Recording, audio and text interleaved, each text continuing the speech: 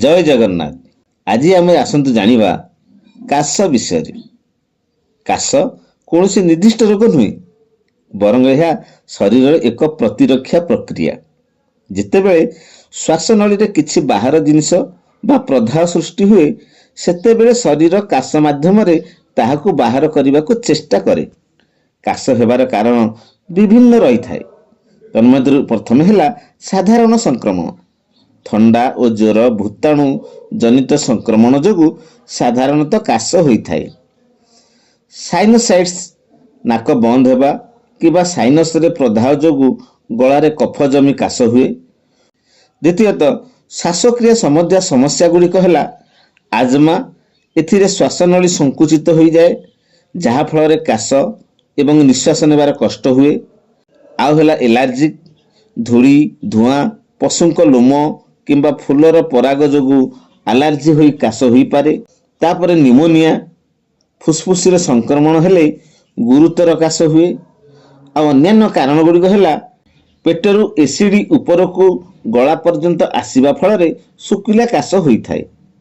तापर परिवेश प्रदूषण हेले अत्यधिक वायु प्रदूषण किंबा रासायनिक गंध जोगु काश होई पारे। तन्मध्य औषधीय प्रभाव किछि रही थाए। केतक रक्तचाप औषधर पार्श्व प्रतिक्रिया जोगु काश मध्य होता है। जेकोसी प्रकार काश होता ना कहीं आमे तार आयुर्वेदिक उपचार रे उपशम पाई परिबा।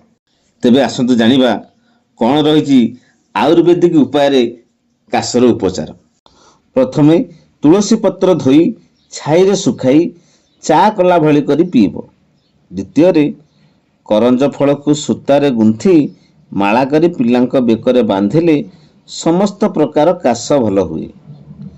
तृतीय पाचिला कदली और गोलमरीच गुंड मिसाई खुआइब। चतुर्थरे 1 भाग जड़ा तेल 4 भाग पसारुणी पत्र रस ताहाकु पाक करी पान कले कफ काश भल हुए। पंचमरे शुकिला काश हेले मिठा सेव 2टा दिन को सप्ताह पर्यंत खाइब।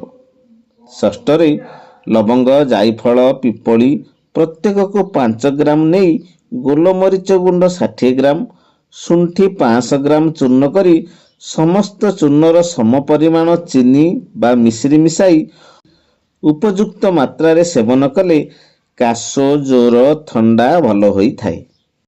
सप्तमरे तुलसी पत्र रसरे पिपली गुंड और महू मिसाई खाइले काश और कफ दूर हुए।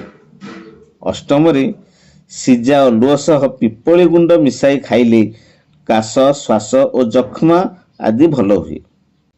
आम भिडियोटी को शेष पर्यंत देखि धन्यवाद।